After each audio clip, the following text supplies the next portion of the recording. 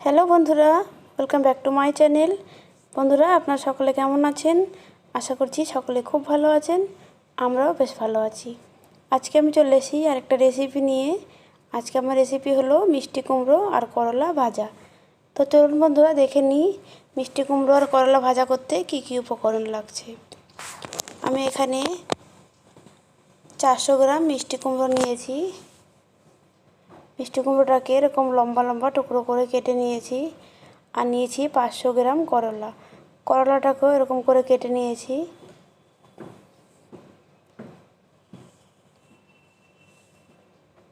আর নিয়েছি 4খানা শুকনো লঙ্কা, নিয়েছি 3টে মিডিয়াম সাইজের পেঁয়াজ কুচি, নিয়েছি নুন, হলুদ গুঁড়ো, আর নিয়েছি মেথি, নিয়েছি সাদা তেল।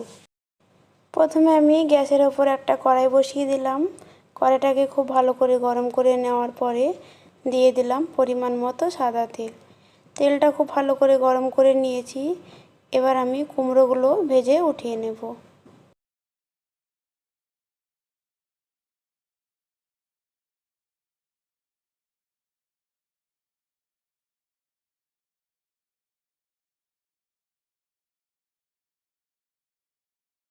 সব কুমড়োগুলো দিয়ে দিলাম। এবার কুমড়োগুলোকে আমি নেড়ে চেড়ে খুব ভালো করে ভেজে নেব।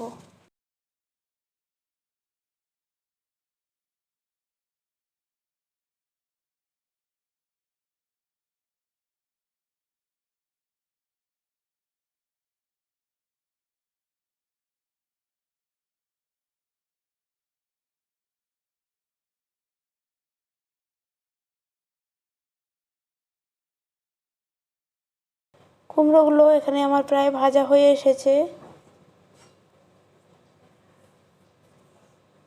এবার আমি কুমড়োগুলোকে একটা প্লেটে উঠিয়ে নেব।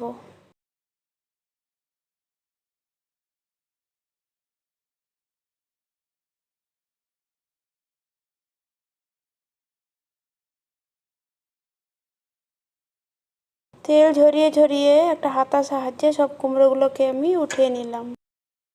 ওই তেলের মধ্যে দিয়ে দিলাম 4টে শুকনো লঙ্কা ফোড়ন, আর দিয়ে দিলাম হাফ চামচ মেথি।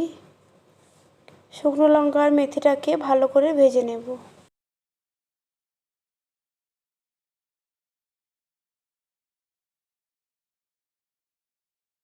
শুকনো লঙ্কা আর মেথি খুব ভালো করে ভাজা হয়ে গেছে। এই পর্যায়ে আমি কেটে রাখা পেঁয়াজ কুচিগুলো দিয়ে দিলাম।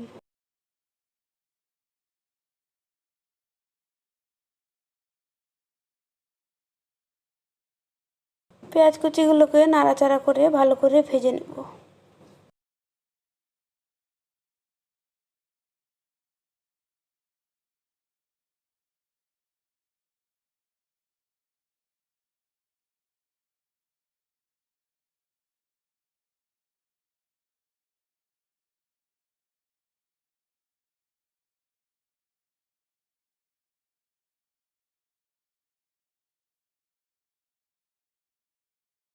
পেঁয়াজ কুচিগুলো মোটামুটি ভাজা হয়ে এসেছে। এই পর্যায়ে আমি দিয়ে দেব আগে থেকে কেটে রাখা করলাগুলো।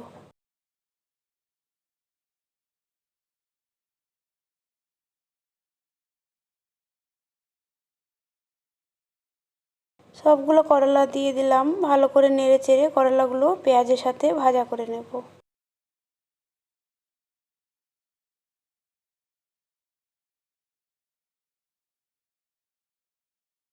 বন্ধুরা, এখানে করলা তেতো হওয়ার কারণে অনেকে পছন্দ করেন না, কিন্তু আপনারা এইভাবে একবার ট্রাই করে দেখবেন। একদমই তেতো লাগে না। আশা করি আপনাদের ভালোই লাগবে।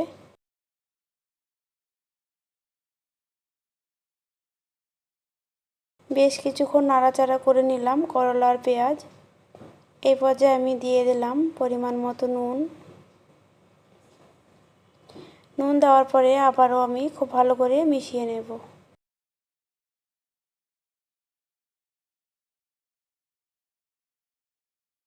হলুদ গুঁড়োটা আমি এখন ব্যবহার করব না, হলুদ গুঁড়োটা একটু পরে দেব। একটু ভাজা হয়ে যাক, তারপরে আমি হলুদ গুঁড়োটা দিয়ে দেব। বেশ কিছুক্ষণ পেঁয়াজ আর করলাকে আমি নাড়াচাড়া করে নিলাম। প্রায় অনেকটাই ভাজা হয়ে এসেছে। এই পর্যায়ে আমি হাফ চামচ পরিমাণে হলুদ গুঁড়ো দিয়ে দিলাম। হলুদ গুঁড়ো দেওয়ার পরে আবারও আমি নেড়েচেড়ে খুব ভালো করে মিশিয়ে নেব। আগে হলুদটা দিয়ে দিলে করলাটা ভাজা হতে দেরি হয়, তাই আগে আমি করলাটাকে বেশ ভালো করে ভেজে নেওয়ার পরে তারপরে আমি হলুদ গুঁড়োটা দিয়েছি। এই পর্যায়ে আমি আগে থেকে ভেজে রাখা কুমড়োগুলো দিয়ে দিলাম। কুমড়োগুলো দেওয়ার পরে খুব ভালো করে নেড়েচেড়ে মিশিয়ে নেব।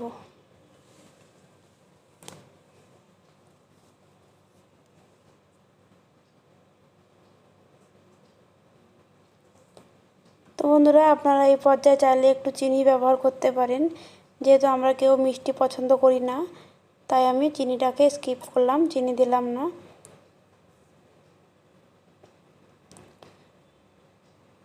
কুমড়ো আর করলা ভাজা আমার রেডি হয়ে গেছে।